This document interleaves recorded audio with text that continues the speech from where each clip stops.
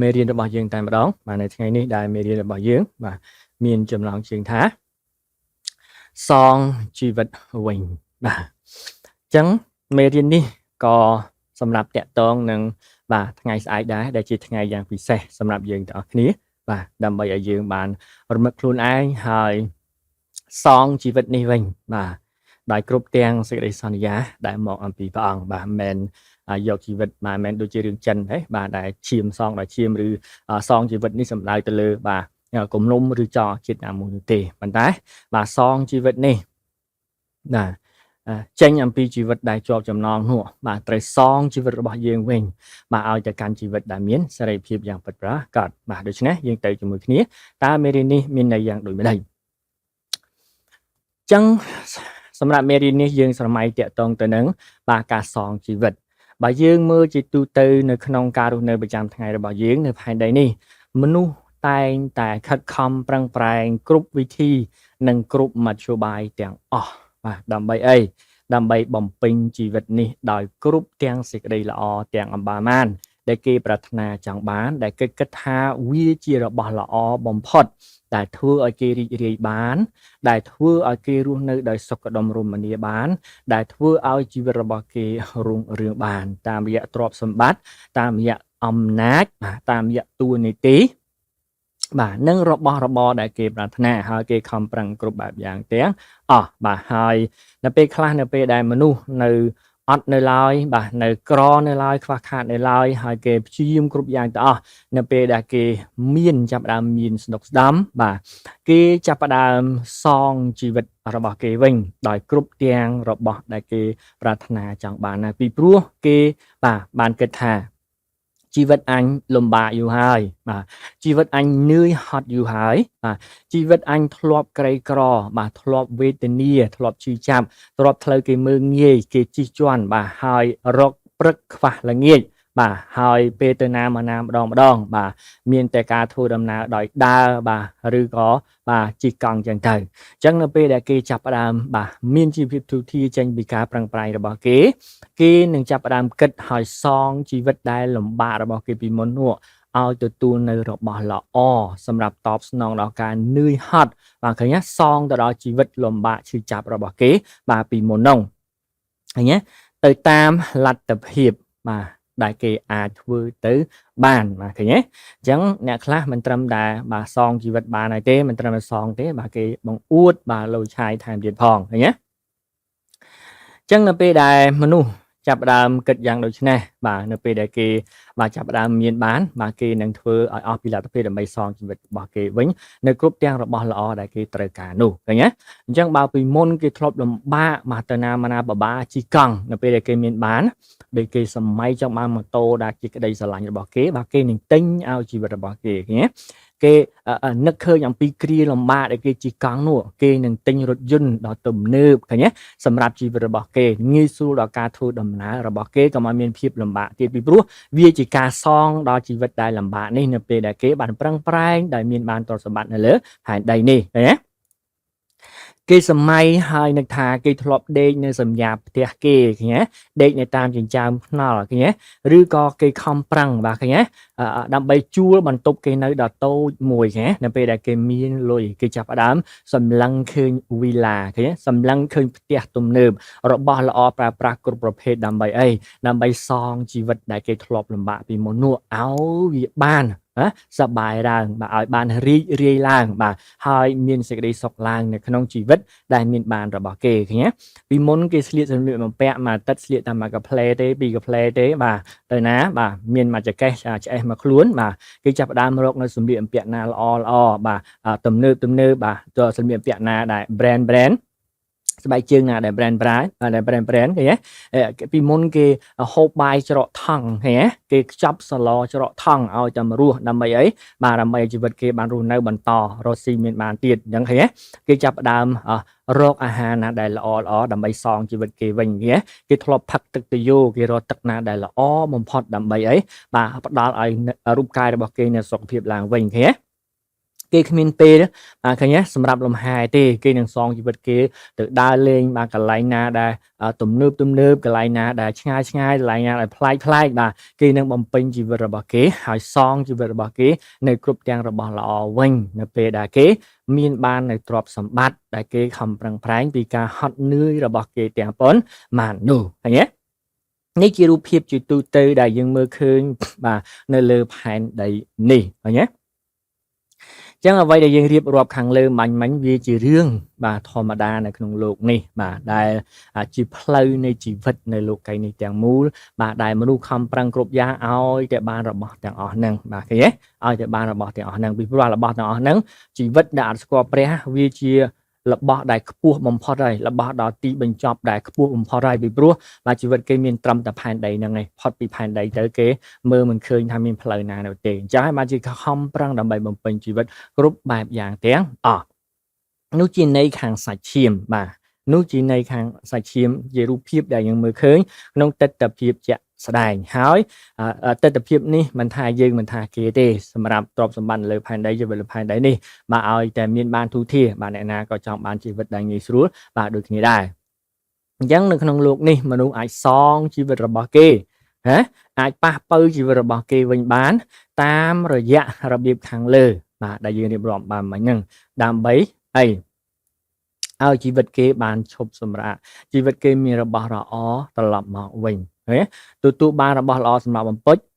សម្រាប់ជីវិតបំពេញជីវិតនេះដោយសេចក្តីសុខរបស់បាទជីវិតនៅលោកីនេះឃើញទេដើម្បីសងនៅភាពក្រខ្សត់បាទភាពជូរល្វីងលំបាកវេទនាគ្រប់បែបយ៉ាងទាំងអស់នោះដែលគេមានយូរហើយឃើញទេគេរងចាំយូរហើយគេអត់ធ្មត់យូរហើយដល់ពេលវេលាដែលត្រូវធ្វើឲ្យជីវិតរបស់គេបាទបានសបោសប្បាយម្ដងហើយសួរថានៅពេលដែលមនុស្សចាប់ផ្ដើមមានអ្វីគ្រប់យ៉ាងបាទមានទ្រព្យសម្បត្តិតែទ្រព្យសម្បត្តិរបស់គេអាចបំពេញសេចក្តីសុខគេបានទេបាទប្រកាសជាបានទោះបីមិនបាន 100% ក៏ទ្រព្យសម្បត្តិគេអាចបំពេញដល់សេចក្តីសុខរបស់គេនៅលើផែនដីនេះបានដែរឃើញទេសម្រាប់អ្នកមិនស្គាល់ព្រះឃើញទេគេមកគេមិនស្គាល់ព្រះរបស់ហ្នឹងជារបស់សំខាន់សម្រាប់គេជារបស់ដែលជាសេចក្តីសុខរបស់គេអញ្ចឹងបើគេបានអាចចំណែកហ្នឹងគេប្រកាសជាមានក្តីសុខតាមរូបភាពតាមចំណែកតាមរបៀបរបស់មនុស្សនៅលើផែនដីហ្នឹងហើយឃើញទេអញ្ចឹងបានជាខំប្រឹងប្រែងឲ្យសងជីវិតរបស់គេវិញឃើញទេប្រកាសជាបានទោះបីមិនបាន 100% ទាំងអស់ក៏គេបាននៅសេចក្តីសុខចេញពីទ្រព្យសម្បត្តិរបស់គេដែរឃើញទេពីព្រោះលោកគេអត់មានអីលើសពីហ្នឹងទេបាទមានតែប៉ុណ្ណឹងបាទមានតែប៉ុណ្ណឹងអត់មានអីលើសពីហ្នឹងឯងនៅក្នុងលោកីនេះឃើញទេវាជារបស់ល្អបំផុតហើយដែលគេប្រឹងប្រែងជារៀងរាល់តែថ្ងៃ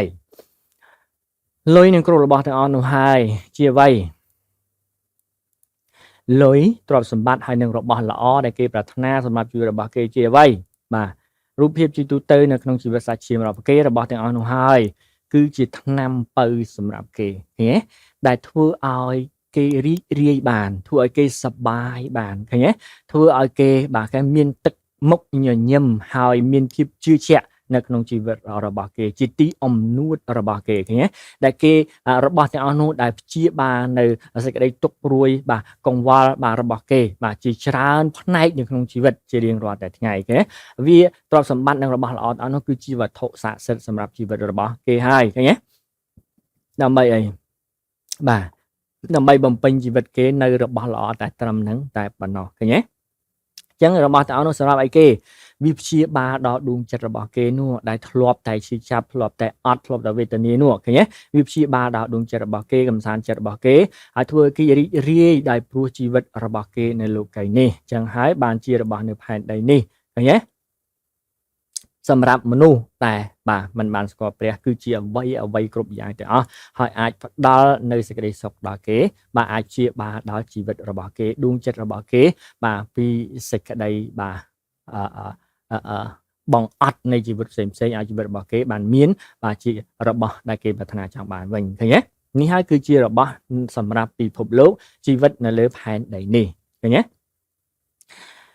ហេតុអីបានជារបស់ទាំងអស់នោះធ្វើឲ្យគេមានសេចក្តីសុខបានពីព្រោះផ្លូវរបស់គេបាទឃើញទេផ្លូវរបស់គេគឺអស់ហើយត្រឹមផែនដីនេះអត់មានផ្លូវទៅមុខទៀតទេអញ្ចឹងគេដើរដល់ចុងបំផុតនៃផ្លូវហ្នឹងហើយដែលគេប្រាថ្នាអញ្ចឹងគេបានឃើញទេធ្វើឲ្យជីវិតរបស់គេរីករាយបានវាជាចំណុចខ្ពស់បំផុតឃើញទេរបស់មនុស្សនៅលើផែនដីមានតែប៉ុណ្ណឹងឃើញទេ ចឹងពេលជីវិតរបស់គេដើរដល់ត្រឹមហ្នឹងវាជាចំណុចកំពូលរបស់គេឃើញទេនេះគឺជាជីវិតដែលមនុស្សចាប់ផ្ដើមមានបានហើយបំពេញជីវិតនេះសងជីវិតនេះដែលគ្រប់ទាំងរបស់ល្អទាំងអស់ឃើញទេនៅក្នុងព្រះគម្ពីរយូហានខ្សែទី1ចំពុក2ខ16ដល់ខ17បានប្រាប់យើងថាម៉េចព្រះបន្ទូលប្រាប់ថាច្បាស់បាត់អស់ទាំងសេចក្តីដែលនៅក្នុងលោកីនេះគឺជារបស់ប៉ងប្រាថ្នារបស់សាច់ឈាមនិងសេចក្តីប៉ងប្រាថ្នារបស់ភ្នែកហើយសេចក្តីអំនួតរបស់ជីវិតនោះមិនកើតមកពីព្រះវរបិតាទេគឺមកតែពីលោកីវិញឯលោកីនេះនិងសេចក្តីប៉ងប្រាថ្នារបស់វានោះកំពុងកន្លងទៅតែអ្នកណាដែលធ្វើតាមព្រះハរតីព្រះនោះនឹងនៅជាប់អស់កាលជានិច្ចវិញឃើញទេអញ្ចឹងព្រះបន្ទូលបានប្រាប់ហើយជាសេចក្តីអំនួតជាសេចក្តីប្រាថ្នារបស់ផងជីវិតបាទហើយវាជារបស់ដែលកំពុងតែកន្លងផុសទៅកន្លងផុតទៅឃើញទេតែអ្នកណាដែលស្គាល់ព្រះអង្គហើយធ្វើតាមព្រះអង្គឃើញទេរបស់ដែលធ្វើឲ្យដួងចិត្តរបស់គេបានរីករាយកំសាន្តចិត្តរបស់គេជាទីអំនួតរបស់គេឃើញទេជាសេចក្តីសុខរបស់គេបាននៅក្នុងជីវិតការបំពេញជីវិតនៃរបស់ល្អដែលគេប្រាថ្នាចង់បានគឺជាជីវិតសួគ៌នោះនឹងជាប់នៅអកាលជានិច្ចវិញនេះព្រះបន្ទូលបានកត់ទុកសម្រាប់យើងទាំងអស់គ្នាយ៉ាងដូចនេះឃើញទេអញ្ចឹងបើមនុស្សនៅលើផែនដីនេះមានរបស់ដែលអាចបាទមានរបស់ដែលអាចបាទមិនមែននឹងទេប៉ុន្តែអាចមានន័យថាមិនទាំងស្រុងនោះទេឃើញទេមានរបស់ដែលអាចគប់ចិត្តដល់គេបានឃើញទេផ្ដល់ឲ្យគេនៅសេចក្តីសុខបានបាទចុះនគររបស់ព្រះតើអន់ជាងទ្រព្យសម្បត្តិនៅលោកីអន់ជាងសេចក្តីប្រាថ្នារបស់មនុស្សនៅលោកីឬក៏អស្ចារ្យជាងរបស់ដែលកន្លងទៅរបស់ដែលពុករលួយនៅលោកីនេះឃើញទេអញ្ចឹងបាទនគរព្រះហើយនឹងនគរបាទនៅក្នុងលោកីនេះបាទឃើញទេមួយណាដែលយើងគួរដើម្បីនឹងយករបស់ទាំងអស់នោះមកសងជីវិតរបស់យើងវិញរបស់លោកីនេះដើម្បីសងជីវិតខ្លួនឯងឬក៏របស់ឋានសួគ៌បាទសេចក្តីពិតព្រះទូលព្រះអង្គដើម្បីសងជីវិតរបស់យើងវិញបាទសម្រាប់កូនព្រះឃើញទេភ្នែកយើងមិនមើលត្រឹមផែនដីនេះទេភ្នែករបស់យើងមើលហួសទៅផែនដីហើយទៅដល់ឋានសួគ៌ទៀតឃើញទេផ្លូវរបស់យើងមិនអស់ឬក៏មិនតល់នៅត្រឹមផែនដីនោះទេដូច្នេះរបស់ដែលយើងប្រាថ្នាគួរណាស់តែកូនព្រះប្រាថ្នារបស់ដែរឋិតស្ថេរនៅឱកាសជានិច្ចមិនមែនជារបស់នៅផែនដីនោះទេដែលអាចបំពេញដល់ជីវិតគេដែលអាចសងដល់ជីវិតរបស់គេបាននោះគឺជារបស់មួយទៀតដែលមកអំពីឋានសួគ៌នោះឯងគឺជាផ្លូវរបស់យើងដែលយើងកំពុងតែដើរហើយសម្លឹងមើលឃើញនោះដែរឃើញទេអញ្ចឹងយើងមានរបស់ល្អលើសជាងរបស់នៅផែនដីទៀតសម្រាប់សងជីវិតរបស់យើងទាំងអស់គ្នាជារាល់ថ្ងៃនេះទោះបីយើងរស់នៅលើផែនដីនេះយើងត្រូវការដូចជាលោកីត្រូវការដែរប៉ុន្តែសេចក្តីត្រូវការរបស់យើងឃើញទេមានຂណាតឃើញទេសេចក្តីត្រូវការរបស់យើងមិនសម្រាប់បំពេញចំអែតសេចក្តីអំនួតបាទសម្រាប់ជីវិតនៅលើផែនដីនេះទេតែគ្រាន់តែជារបស់គឺជាឧបករណ៍បាទគឺវាមធ្យោបាយឃើញទេដើម្បីបាទបំរើដល់យើងដើម្បីនាំជីវិតរបស់យើងទៅកាន់សេចក្តីសន្យាមួយទៀតដែលមិនមែននៅលើផែនដីនេះទេបំពេញជីវិតសងជីវិតនេះនៅរបស់មួយទៀតមិនមែននៅលើផែនដីទេតែជារបស់ផ្សេងទៀតដែលមកអំពីឋានសួគ៌វិញឃើញទេអញ្ចឹងព្រះបន្ទូលដែលនៅក្នុងដៃយើងទាំងអស់គ្នានេះហើយគឺជាទ្រព្យសម្បត្តិដ៏មហាសាលរបស់ខ្ញុំនិងបងប្អូនទាំងអស់គ្នាឃើញទេដែលវាមិនចេះកន្លងបាត់ទៅនោះឡើយឃើញទេដូចជាទ្រព្យសម្បត្តិនៅផែនដីនេះព្រះបន្ទូលព្រះអង្គគឺជាទ្រព្យសម្បត្តិដ៏មានតម្លៃ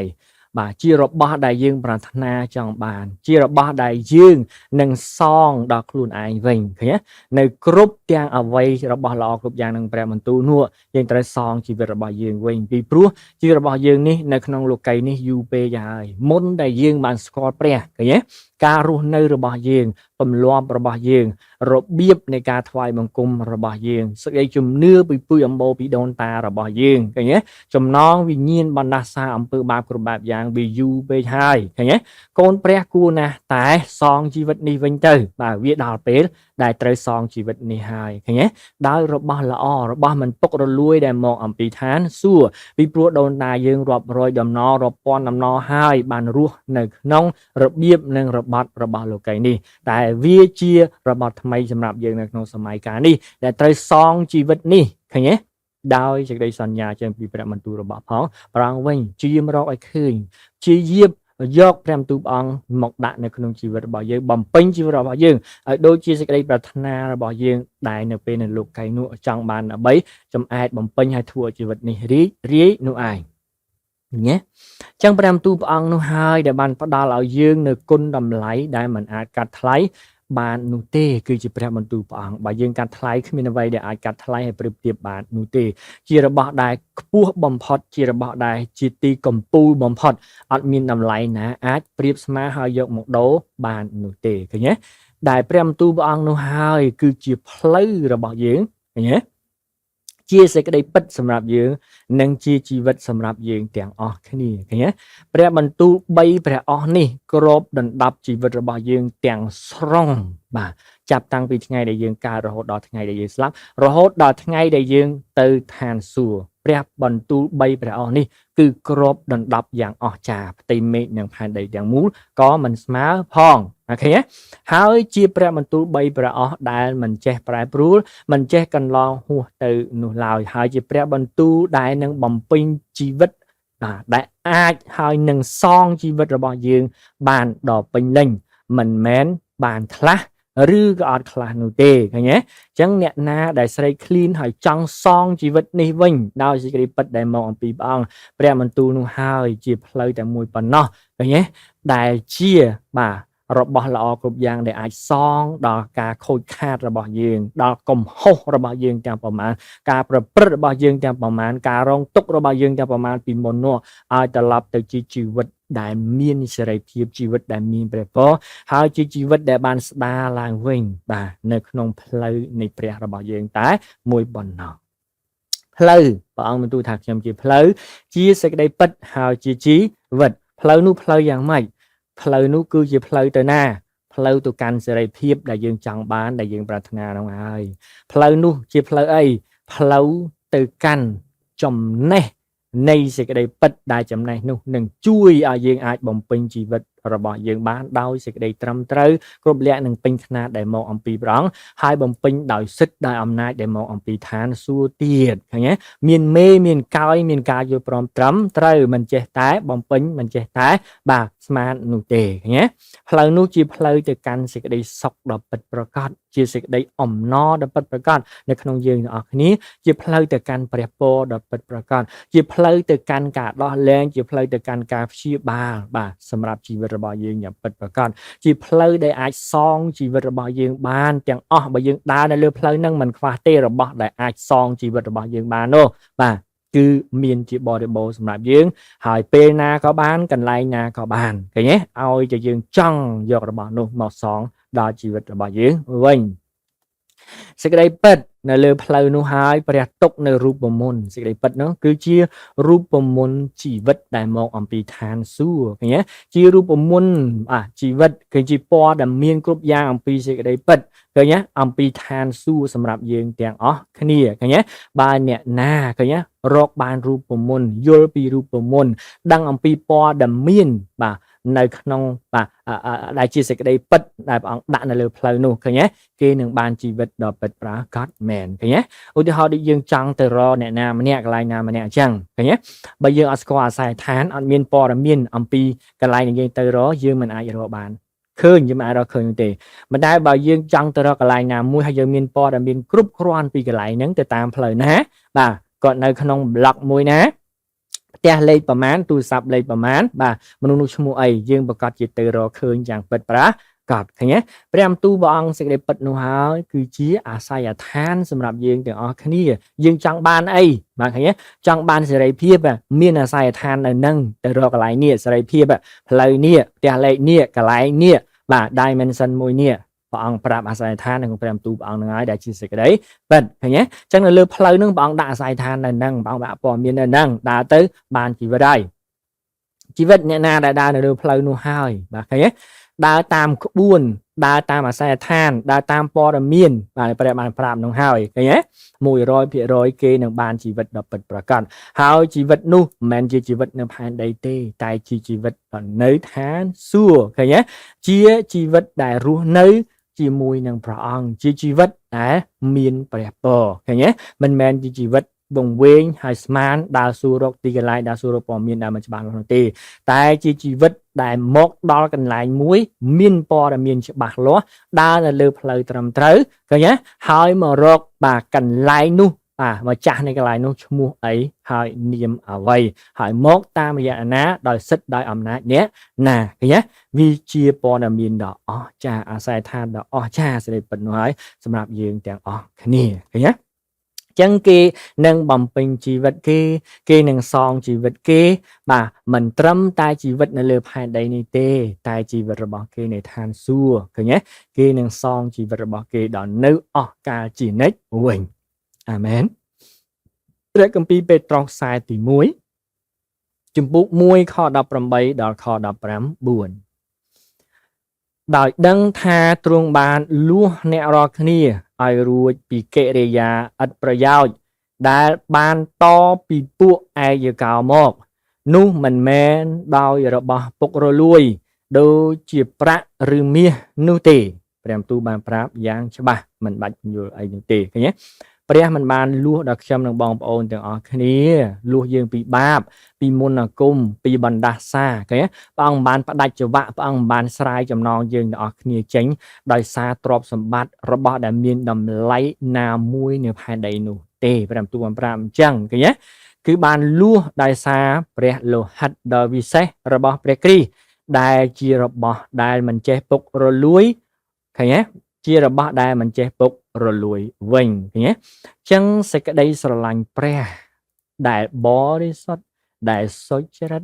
ដែលពេញដោយអំណាចព្រះចេស្តានៅក្នុងទ្រង់តាមរយៈទ្រង់គឺអង្គព្រះយេស៊ូវគ្រីស្ទទើបយើងទាំងអស់គ្នាបានរួចពីជីវិតដែលពុកផុយពីជីវិតដែលពុករលួយនៅក្នុងបាបដែលតមកពីដូនតាពីពូជអម្បូរពីអាយកោរបស់យើងនោះឲ្យមានសេរីភាពដ៏ពិតប្រាកដដោយសារអីដោយសារព្រះដែលលួសយើងអំណាចដែលមកលួសយើងនោះគឺធំជាងអំណាចនៃសេចក្តីស្លាប់ចឹងហើយបានជាព្រះអាចលួសយើងបានចឹងហើយបានជាព្រះអង្គរាប់ថារបស់នោះមិនមែនជារបស់ពុករលួយទេគឺជារបស់ដែលស្ថិតស្ថេរអកាលជានិច្ចវិញគឺចង់សម្ដៅទៅលើតួអង្គព្រះយេស៊ូវគ្រីស្ទនោះឯងក្នុងព្រះគម្ពីរកាឡាទីជំពូក5ខ1ព្រះគ្រីស្ទបានប្រោះយើងឲ្យរួចហើយដូច្នេះចូលអ្នករាល់គ្នាឈរឲ្យមាំមួនក្នុងសេរីភាពនោះចោះកុំឲ្យត្រូវជាប់ចំណងជាបាវបំរើទៀតឡើយព្រះគ្រីស្ទបានមកប្រោះយើងបានលួសយើងហើយឲ្យយើងឈរមាំមួននៅក្នុងសេរីភាពដែលព្រះអង្គមានជ័យជំនះនោះកុំឲ្យយើងរស់នៅឲ្យមានកិរិយាដូចជាបាវបំរើទៀតដូចជាខ្ញុំកញ្ជះរបស់អរិយសាតាំងទៀតដែលវាធ្វើបាបយើងយ៉ាងម៉េចក៏បានឃើញវាបង្វិលយើងយ៉ាងម៉េចក៏បានវាធ្វើទុកបុកម្នេញបាទមិនក៏បានយើងរស់នៅមិនស្គាល់សិទ្ធិមិនស្គាល់អំណាចនោះទេតែរស់នៅជាអ្នកដែលស្គាល់សិទ្ធិជាអ្នកស្គាល់អំណាចជាអ្នកដែលមានសេរីភាពចេញពីសេចក្តីល្ងងខ្លៅពីភាពបាទសេចក្តីបោកបញ្ឆោតទាំងអស់នោះពីគំនិតដែលជាប់គាំងភាពអាត្មានិយមគំនិតអវិជ្ជមានទាំងអស់នោះមកក្នុងជីវិតដែលមានសេរីភាព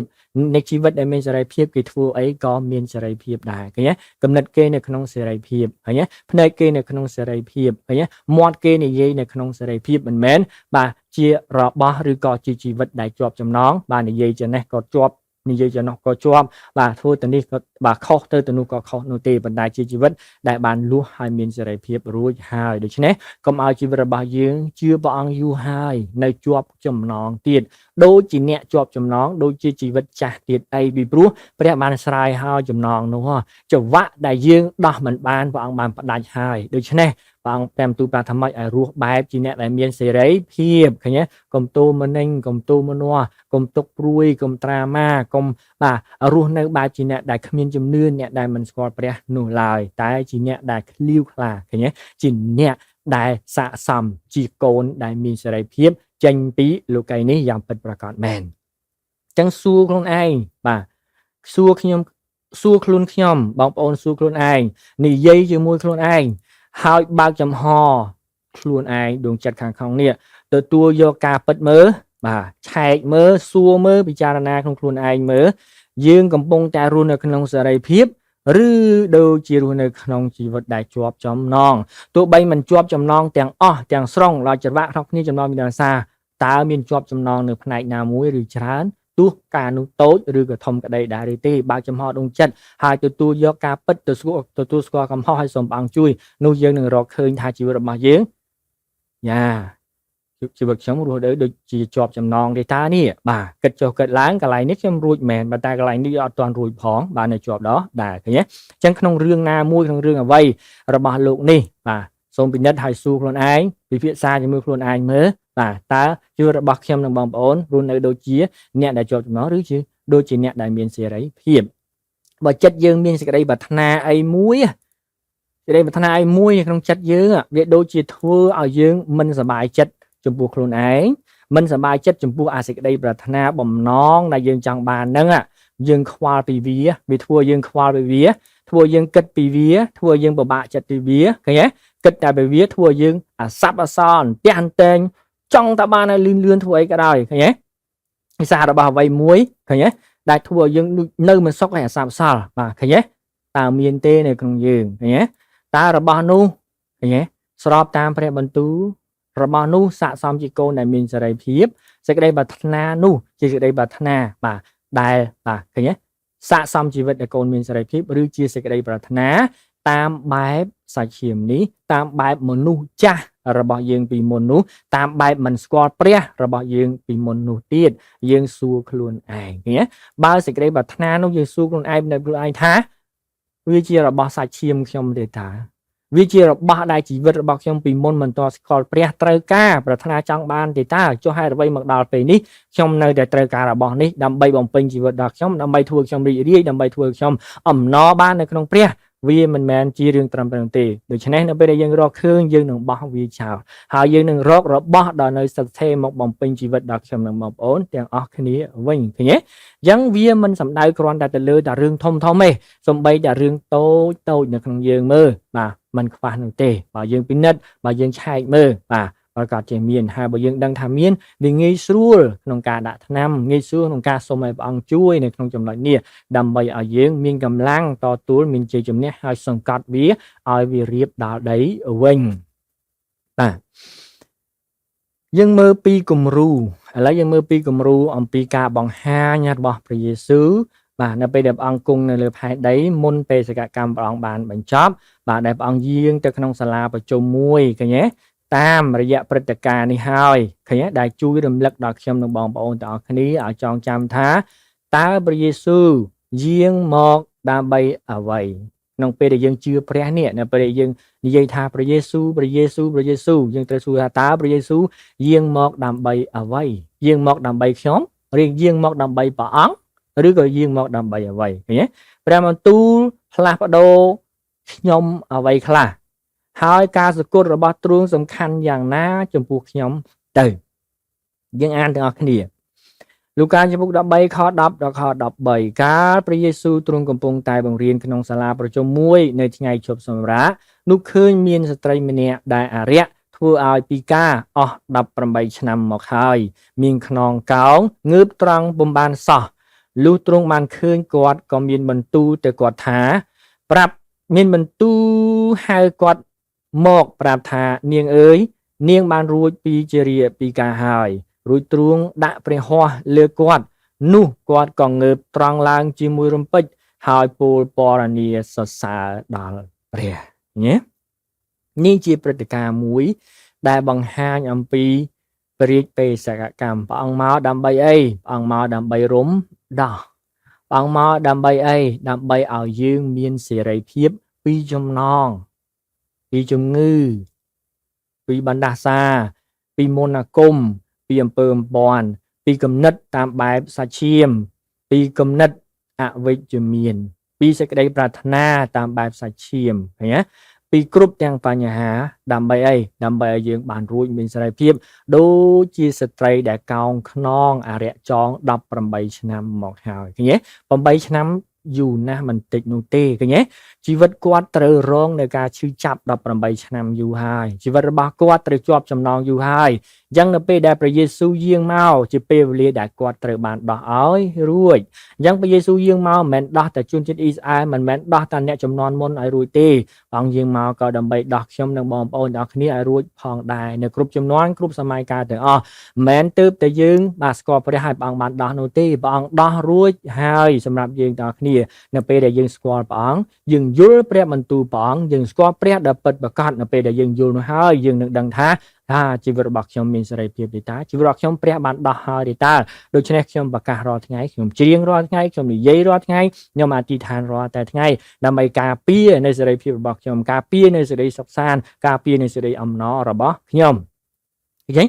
តើព្រះបន្ទូលគ្រាន់តែសម្រាប់លួងយើងព្រះបន្ទូលដែលបានកត់ទុកដែលមានក្នុងដៃរបស់យើងដល់គ្នានៅក្នុងព្រះគម្ពីរ66កាន់តើព្រះបន្ទូលបានកត់ទុកសម្រាប់បងប្អូនទាំងអស់គ្នាគ្រាន់តែសម្រាប់លួងយើងដើម្បីយើងបាក់ចិត្តឬគ្រាន់តែសម្រាប់លើកទឹកចិត្តយើងនៅពេលយើងខូចចិត្តនៅពេលយើងខ្វល់ខ្វាយនៅពេលយើងទុក្ខពួយបាទ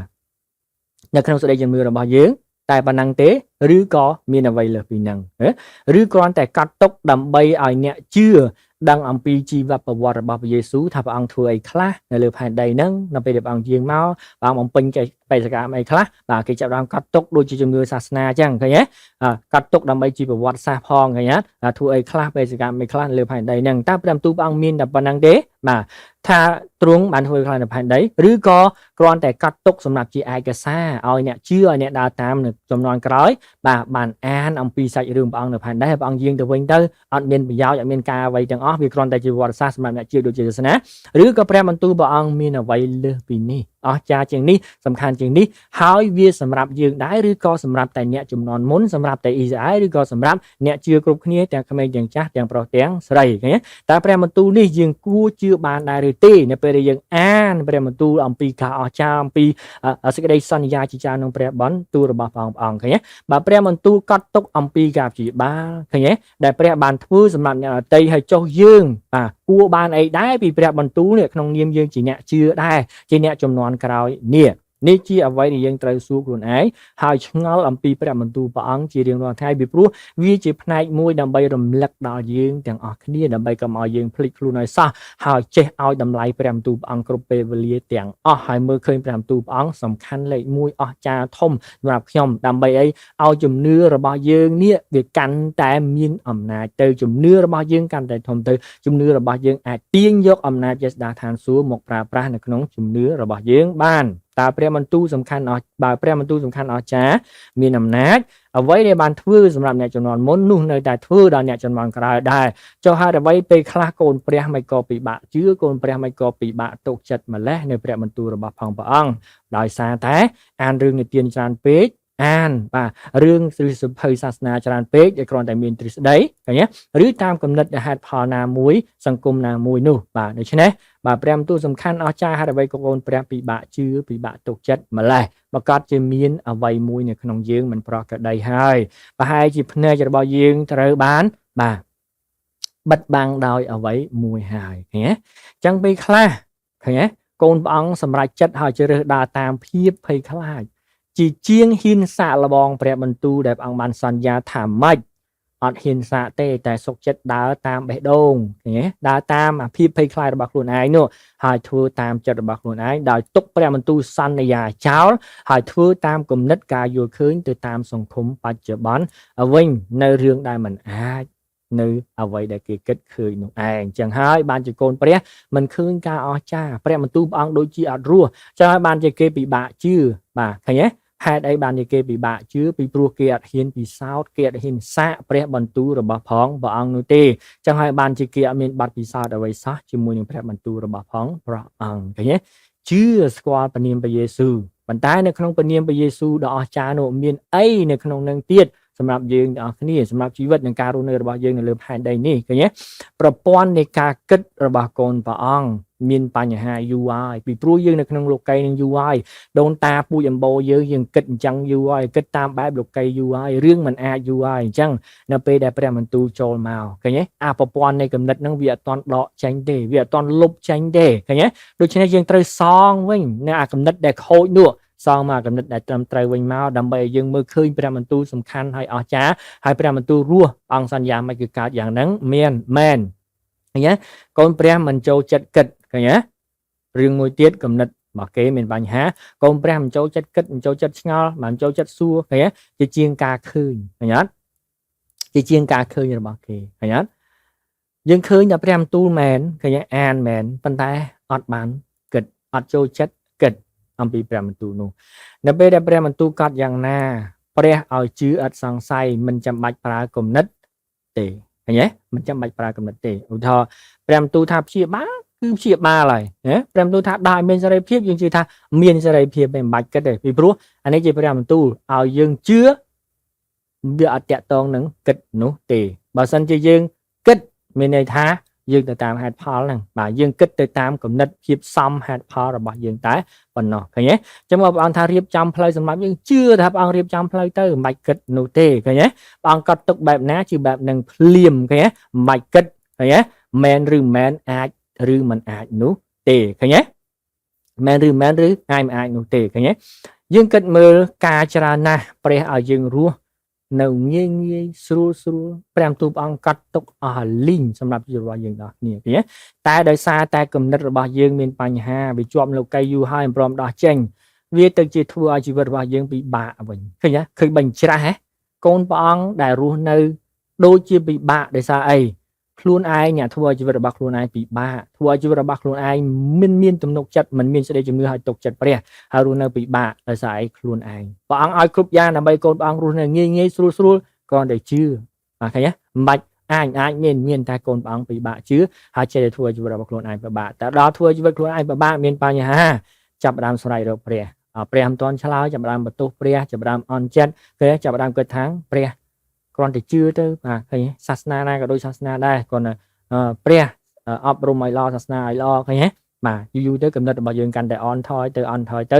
តាមរូបភាពចាស់បាទដូនតាពូយអម្បូរពុំដែររបស់យើងដែលធ្លាប់ប្រើពីមុនធ្លាប់គិតពីមុនញ៉ាអញ្ចឹងបាទយើងតទៅទៀត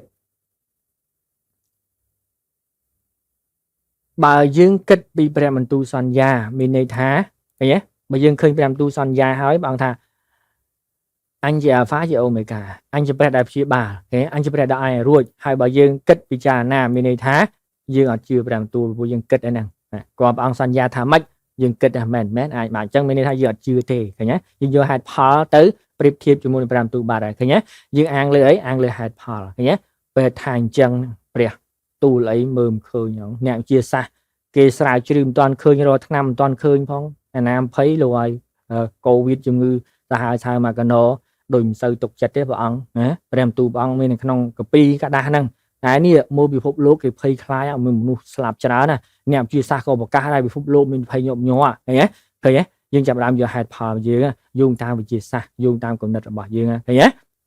ចុះព្រះនៅណាផងហ្នឹងឃើញទេរូបភាពជាក់ស្ដែងនេះវាកំពុងកើតមែនខ្ញុំធ្វើយ៉ាងម៉េចឃើញទេស្អីកូនព្រះអង្គគិតឃើញអត់ខ្ញុំនិយាយចឹងមិនមែនមានន័យថា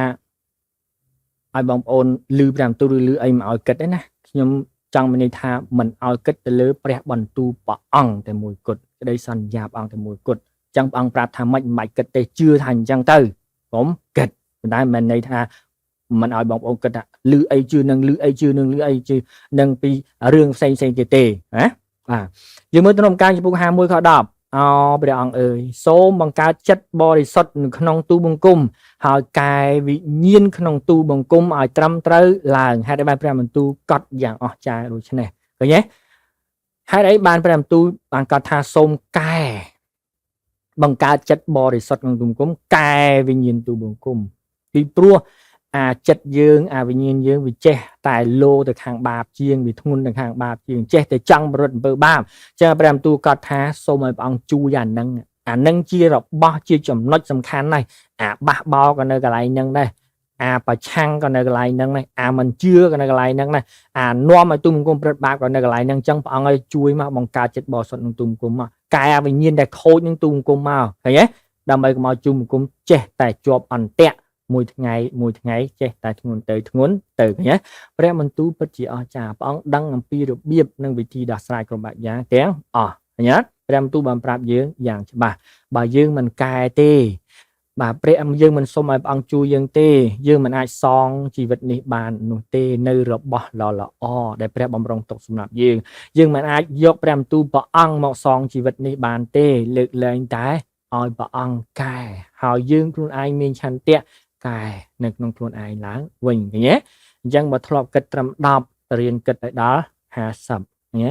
បើធ្លាប់តែសម្បូរណាកំណត់អវិជ្ជមានសម្បូរណាបាទចិត្តដែលមិនត្រឹមត្រូវបាទត្រូវព្យាយាមសូមព្រះអង្គឲ្យកែវាឡើងវិញឃើញទេបើមិនឆ្នោះទេយើងមិនអាចស្ដារជីវិតនេះបានទេយើងមិនអាចសងជីវិតនេះតាមព្រះបន្ទូលព្រះអង្គបាននោះទេឃើញទេបាទអេសាយចំពុក6ខ1ដល់ខ13ព្រះវិញ្ញាណនៃព្រះអង្គម្ចាស់យេហូវ៉ាទ្រង់សន្ធិដ្ឋលើខ្ញុំពីព្រោះព្រះយេហូវ៉ាទ្រង់បានចាក់ប្រេងតាំងខ្ញុំឲ្យផ្សាយដំណឹងល្អដល់មនុស្សទាល់ក្រទ្រង់បានចាត់ខ្ញុំឲ្យមកដើម្បីនឹងប្រោះមនុស្សដែលមានចិត្តសង្រេងនិងប្រកាសប្រាប់ពីសេចក្តីប្រោះលោះដល់ពួកឆ្លើយហើយពីការដោះលែងដល់ពួកអ្នកដែលជាប់ចំណងឥឡូវយើងពិចារណានៅក្នុងជីវិតខាងវិញ្ញាណមនុស្សទាល់ក្រមនុស្សមានចិត្តសង្រេងពួកឆ្លើយនិងពួកជាប់ចំណងសុទ្ធតែតកតងទៅនឹងជីវិតកូនព្រះបាទតកតងទៅនឹងសេចក្តីជុំនឿឃើញទេមនុស្សទាល់ក្រមិនត្រឹមតែនិយាយសម្ដៅទៅលើបាទមនុស្សក្រផ្សាច់ឈាមទេឃើញទេតែក្រចំណេះនៅក្នុងព្រះបន្ទូលព្រះអង្គឃើញទេក្រនៅគំនិតដែលត្រឹមត្រូវឃើញទេជីវិតនេះក្រខ្សត់ខ្វះខាតជាជីវិតដែលខ្វះជាតិទឹកអញ្ចឹងព្រះអង្គមកដើម្បីអីផ្សាយដំណឹងល្អដល់មនុស្សទាំងអស់នឹងជំនួសដែលជាប់ចំណងជាទាសករនៅក្នុងអំពើបាបក្រីក្រគេមើងងាយជិះជាន់អរិយជិះជាន់មើងងាយជាប់ចំណងនោះជីវិតក្រីក្រនៅក្នុងវិញ្ញាណដ៏ពិតប្រាកដឃើញទេ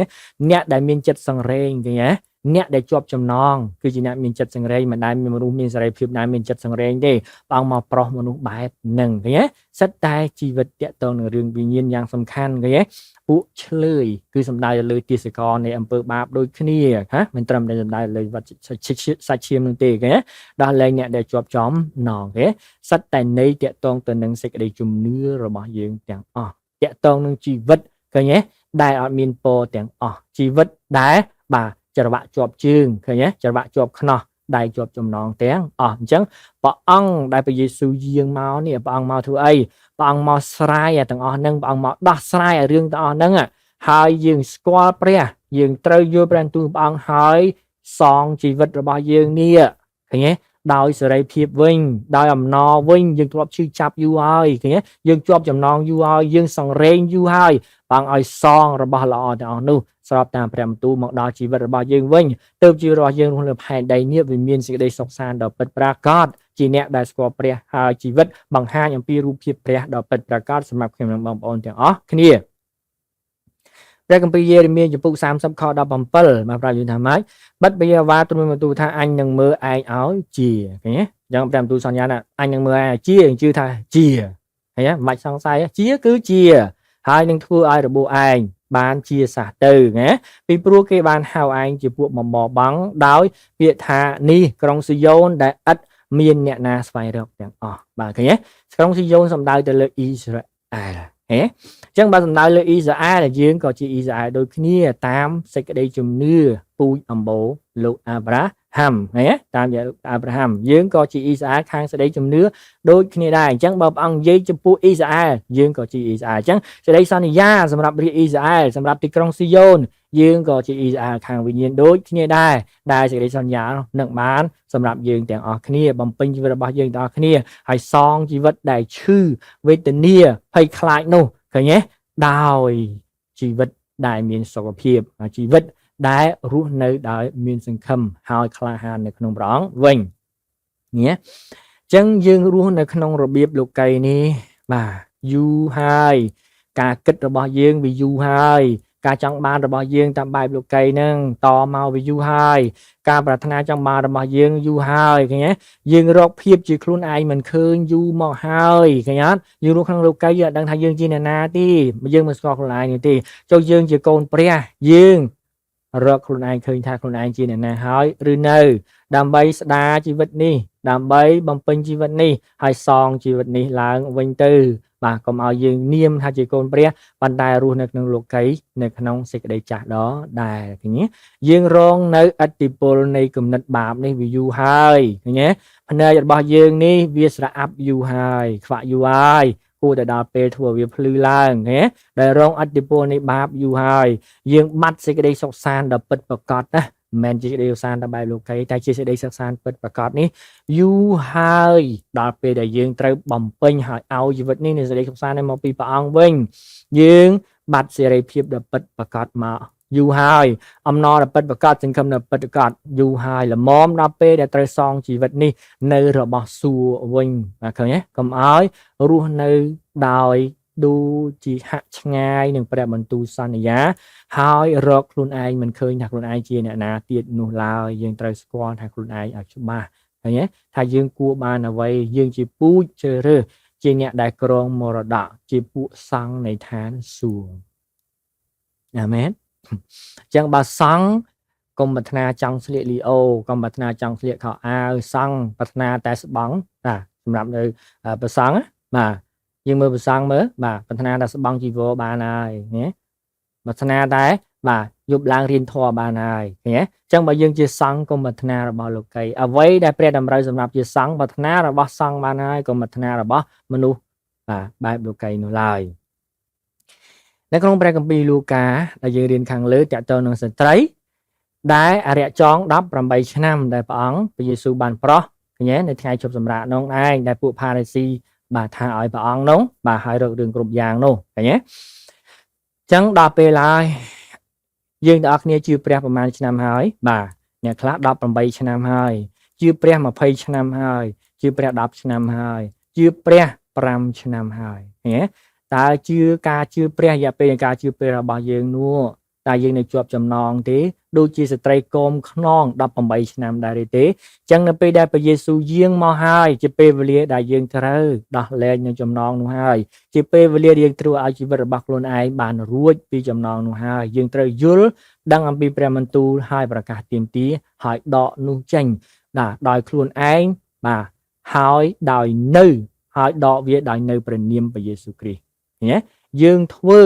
ដោយខ្លួនឯងដោយនៅព្រះនាមព្រះយេស៊ូវគ្រីស្ទឃើញទេយើងនឹងបានរួចឃើញទេពីព្រោះបើព្រះបន្ទូលព្រះអង្គប្រោះឲ្យបានរួចហើយបើយើងជឿព្រះបន្ទូលព្រះអង្គហ្នឹងហើយយើងធ្វើទៅហើយដោយនៅព្រះនាមព្រះយេស៊ូវដែលប្រោះស្ត្រី18ឆ្នាំឲ្យបានរួចយើងទាំងគ្នាក៏បានរួចយ៉ាងពិតប្រាកដឃើញទេជីវិតនេះជាប់បណ្ដាសាយូរហើយយើងត្រូវសងជីវិតនេះទៅជាជីវិតដែលមានសេរីភាពវិញជីវិតនេះតូមិននិញឃើញទេសង្រេងសោកសង្រេងបាត់សេចក្តីសង្ឃឹមយូរហើយឲ្យសងជីវិតនេះឲ្យទៅជាជីវិតដែលរស់នៅក្នុងសេចក្តីសង្ឃឹមដ៏ពិតប្រាកដវិញឃើញជីវិតនេះភ័យខ្លាចយូរហើយឃើញតក់ស្លុតយូរហើយត្រូវសងជីវិតនេះឃើញទេ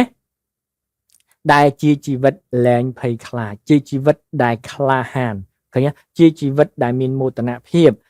ជាជីវិតដែលមានទំនុកចិត្តនៅក្នុងសេចក្តីជំនឿរបស់ខ្លួនឯងឃើញជីវិតនេះយើងឈឺយូរហើយបាទដល់ពេលយើងត្រូវសងជីវិតនេះឃើញទេ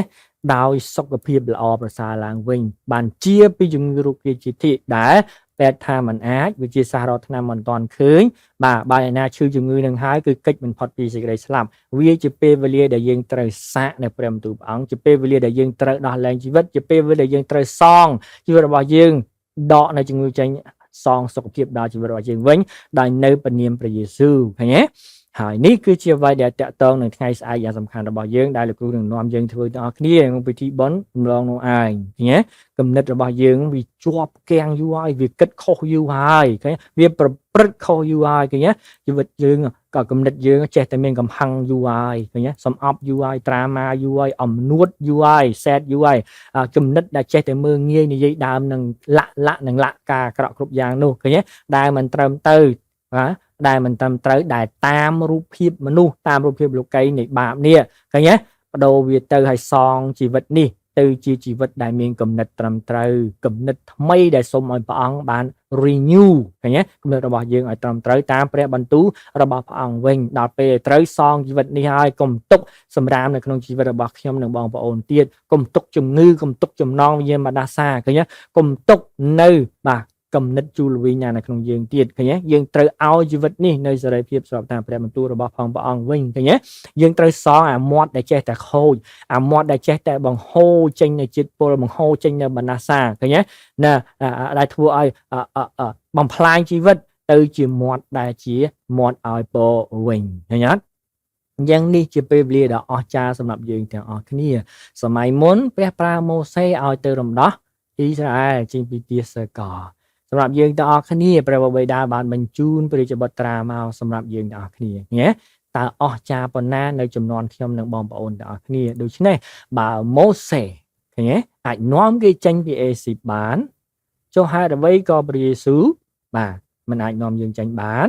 រវាងម៉ូសេនិងព្រះយេស៊ូវអ្នកណាធំជាងបាទនោះគឺជាព្រះយេស៊ូវហើយដូច្នេះជីវិតរបស់យើងសម័យចុងក្រោយនេះគួរតែមានចំណេះគ្រប់គ្រាន់ហើយទទួលបានការរំដោះជីវិតនេះបាទយ៉ាងល្អផងដែរ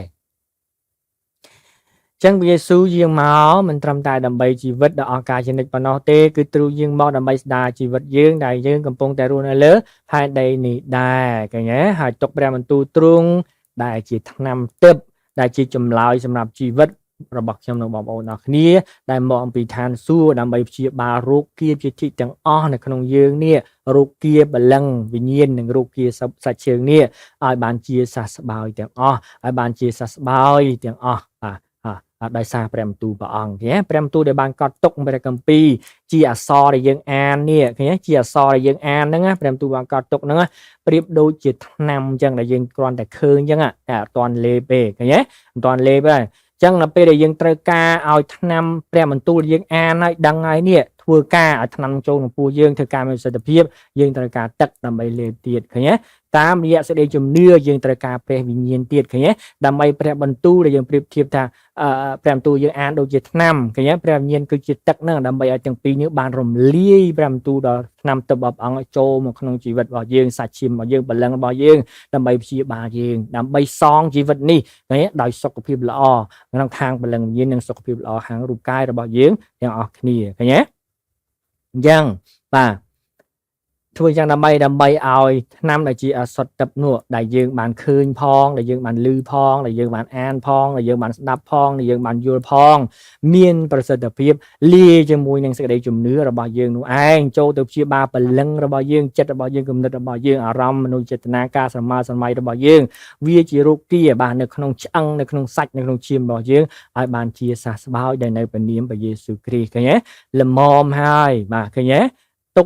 កុំទុកឲ្យជីវិតនេះបាននៅដូច្នោះទៀតល្មមសងជីវិតខ្លួនឯងវិញហើយឃើញទេពីភាពដែលញ៉ែញ៉ៃពីមុននោះបាទការបាក់ទឹកចិត្តពីមុននោះសេចក្តីខ្វល់ខ្វាយពីមុននោះទុកព្រួយពីមុនបញ្ហាឃើញទេពីមុននោះឲ្យជីវិតរបស់យើងបានរស់នៅដោយស្ងប់ស្ងាត់ណា quiet life នៅក្នុងក្តីស្រឡាញ់របស់ផងព្រះអង្គវិញដោយសន្តិភាពឃើញទេដោយសុវត្ថិភាពនិងដោយព្រះពរក្រោមអំណាចនៃសេចក្តីពិតរបស់ផងព្រះអង្គនេះជាពេលវេលាសម្រាប់យើងទាំងអស់គ្នាជឿព្រះអង្គយូរហើយល្មមដល់ពេលសងជីវិតនេះពីភាពនឿយហត់តាមបែបសាច់ឈាមនេះនឹងរឿងរ៉ាវជាច្រើននៅក្នុងលោកីយ៍នេះបាទដែលឥតប្រយោជន៍ជាច្រើននោះដើម្បីឲ្យវាអាជីវិតយើងនេះបានក្រងសេចក្តីសន្យាជាឃើញទេមរតកសម្រាប់ជីវិតនៅក្នុងព្រះគ្រីស្ទវិញដូច្នេះជាយាមយកអានិស័យចាស់ប្រពៃណីចាស់វប្បធម៌ចាស់ទម្លាប់ចាស់គំនិតចាស់ចរិយាប្រាថ្នាចាស់បាទគ្រប់យ៉ាងទាំងអស់ហើយសងជីវិតនេះទៅតាមព្រះបន្ទូលរបស់ផងព្រះអង្គវិញបាទ